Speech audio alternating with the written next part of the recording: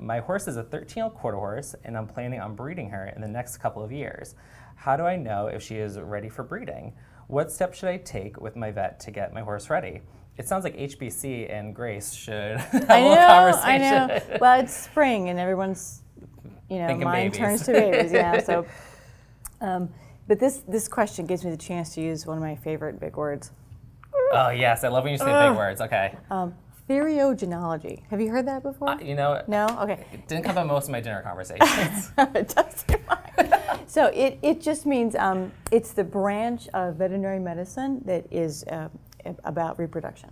Okay. So the experts in the expert veterinarians who study mare and stallion health are called Theriogenologists. So I'm sure that word will be on your screen. So what this person needs, what this person needs, and I'm so glad she's thinking proactively, is a breeding soundness exam.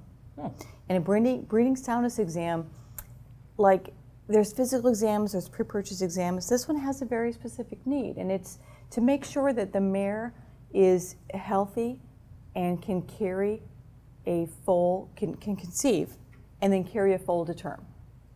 And so the breeding soundness exam starts with a physical exam because they want to look for things about the mare that could make it hard for her to either conceive or carry that foal. Maybe it's conformation problems, maybe it's another health problem. What if she has Cushing's? Is that a mare that should be then bred?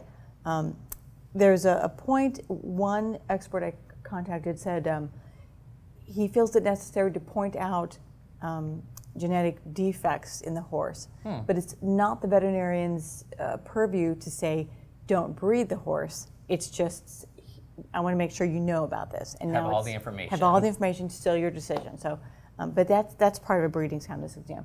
And then the part that probably everyone thinks is the evaluation of the reproductive tract itself. And there's two components of that. There's the internal, which involves palpation, and probably nowadays with the use of ultrasound just to visualize structures.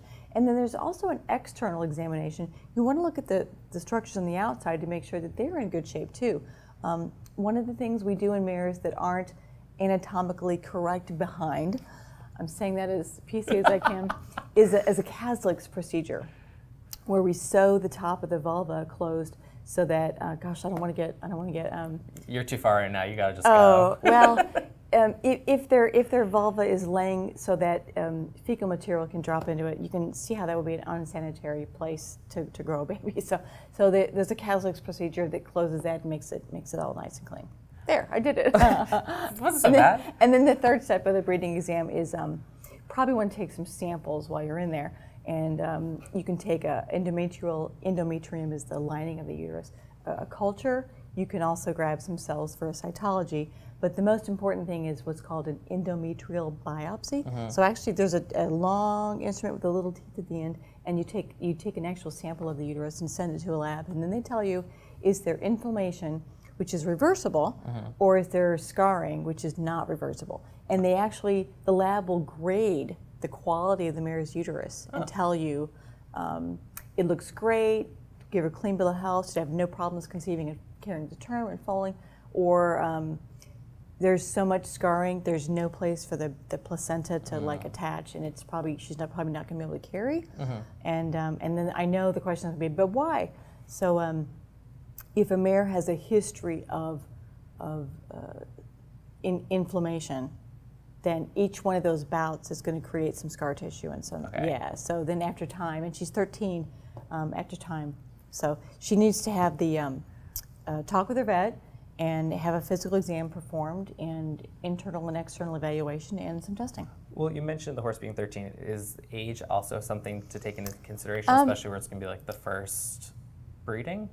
A teenage mare is not the youngest mare to carry a foal, but not the oldest either. So I would just, she's had 10 years of cycling, and it'll be really interesting what that endometrial biopsy comes back with.